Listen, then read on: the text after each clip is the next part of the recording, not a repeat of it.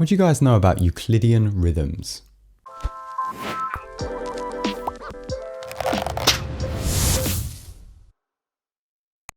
What's up, gang, and welcome to another episode of Inspired By, a series where we look at the musical trends past and present to understand the techniques used so that you guys can make better music. My name's Will, and I release a plethora of music under the moniker Hushchild. Today we're going to be creating music through a Euclidean rhythm generator. So if you've come to this video, you're like, what is Euclidean rhythms? Well, it's complicated.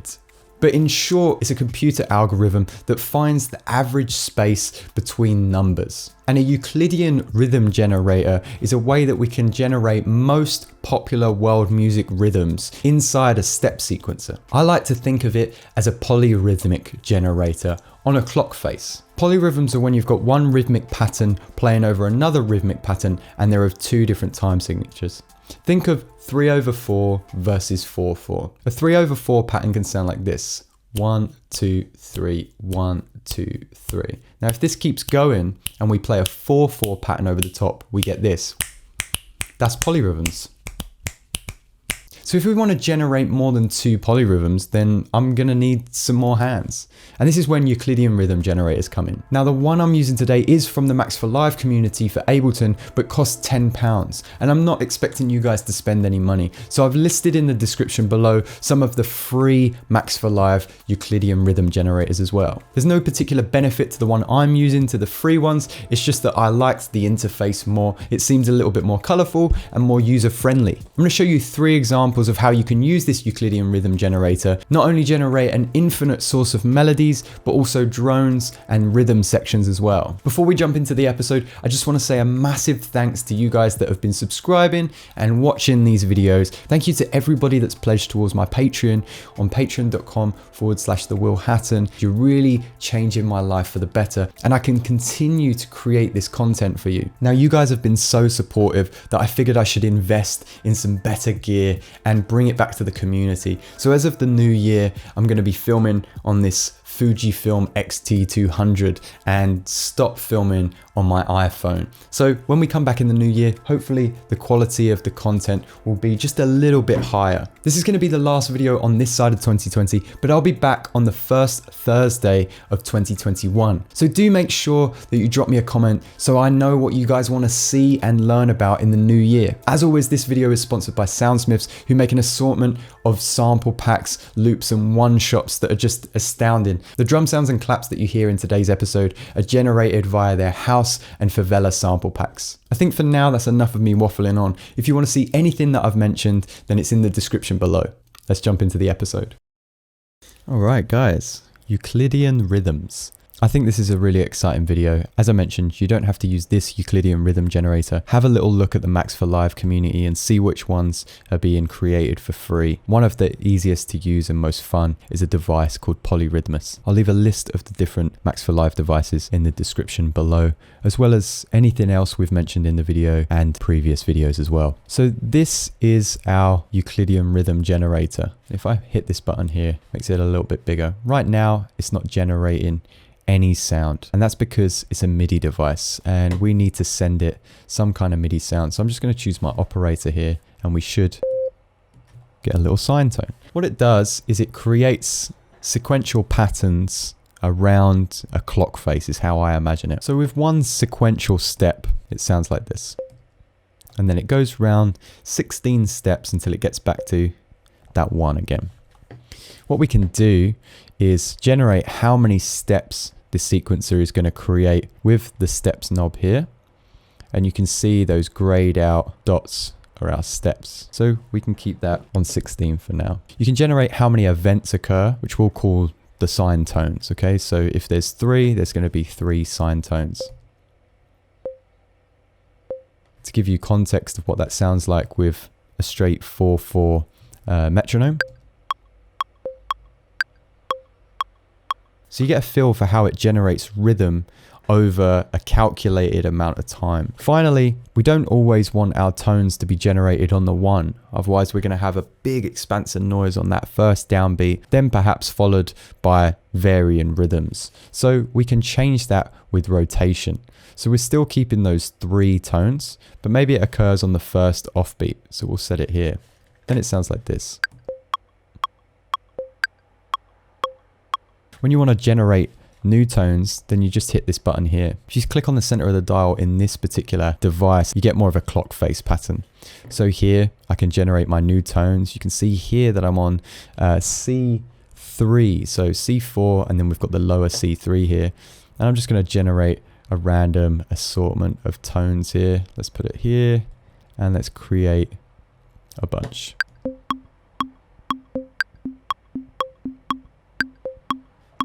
Create another one. Maybe we want to change the key of that one because they're playing the same thing at the minute. And turn off the click now.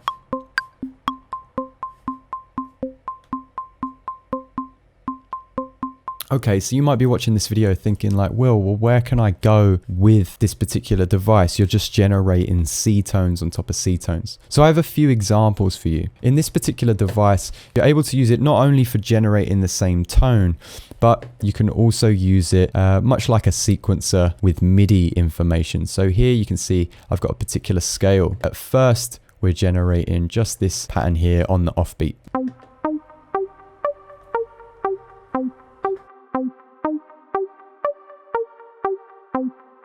This is just a pluck preset. Got a little bit of delay, a little bit of reverb there, and we'll come back to why that is in a sec. And I've also got a 120 BPM pattern that I created from another project.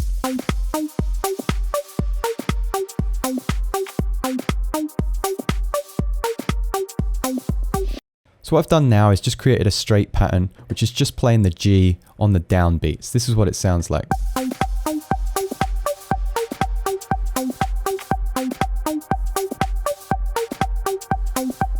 So I figured over the top of that, what I want is maybe a little scale that runs down. So I've created 16 steps and this alternate pattern that just plays here. Just an extra little tone that I wanted to occur at the end of the run. And the downbeat actually occurs here where this first blank space is. And that's because I've set the rotation there to play a bunch of blanks and then our scale. There's no particular reason for this.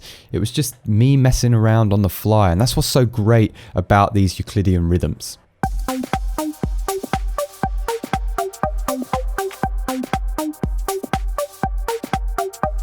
Now remember, I created a delay and a reverb. If we were to send this to a MIDI hardware device or any macros, we could really have some fun with this in a live scenario or just when you're building and arranging your track.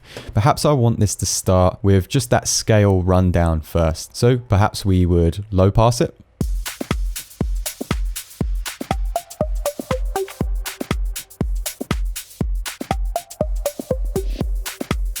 We could increase the wet. We could bring in our next pattern.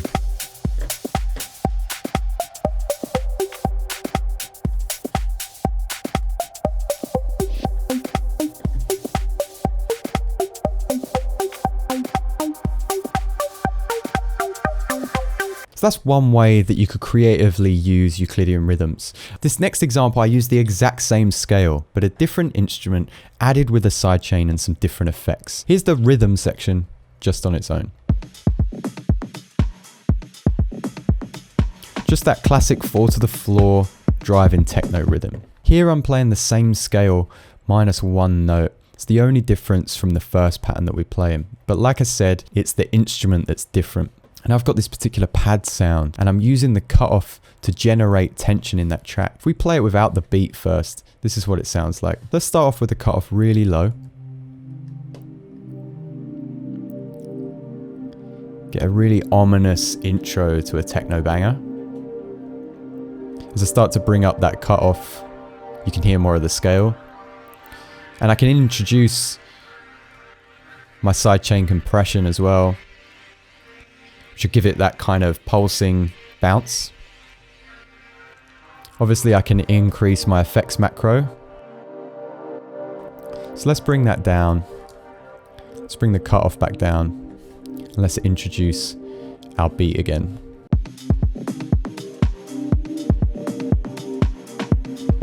And then you can just have some fun. And you could record this in on the fly, use it live.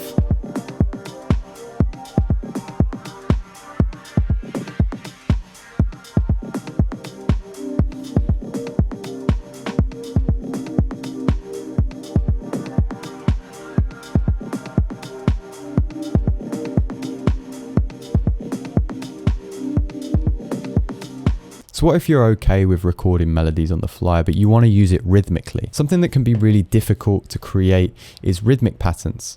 Let's have a little look at this pattern here. 90 BPM, kind of a flamenco guitar sound.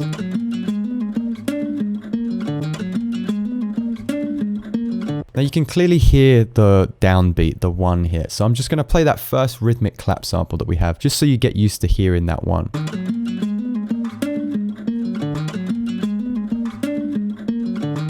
Okay, nice and easy. But it can be quite hard to imagine how you would play in more of that flamenco percussive clapping that you hear time and time again in Spanish music. So what I'd want over this is 2 offbeats followed by 3 downbeats, 2 offbeats again, and then 2 downbeats. So this would sound like this.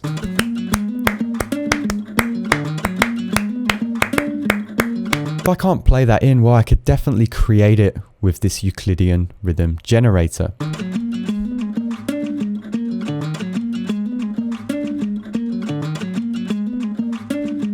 Maybe I want a few more rhythms there. So I could have, again, this 3/4 feel.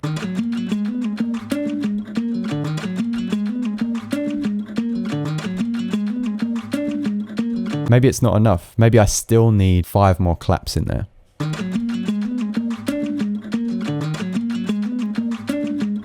By taking out some of these rhythms, we get different kinds of patterns for different parts of our arrangement.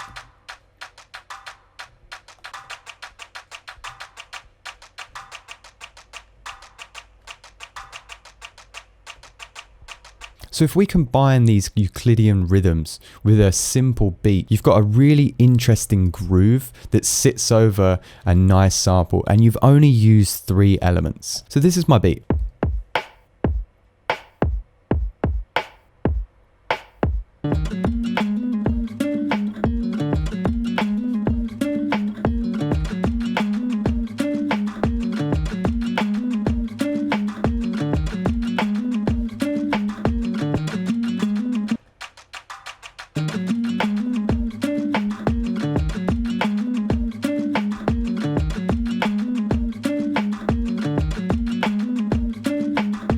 There we have it, guys, Euclidean rhythms. I hope you found this as interesting to watch as I found making it. Honestly, the possibilities are endless. For now, guys, this is my last video of 2020, but I'll see you guys again on the first Thursday of 2021. If you enjoyed this episode or are enjoying this series and you keep coming back, please do subscribe and leave a like on this video, as it greatly helps me out. And if you want to suggest some videos for the new year, please do leave a comment. I'd love to have a conversation. Thank you so much, guys, for continuing to watch these videos. If you're spending Christmas alone, feel free to drop me a message. We're all in this together, and I'll see you guys in 2021.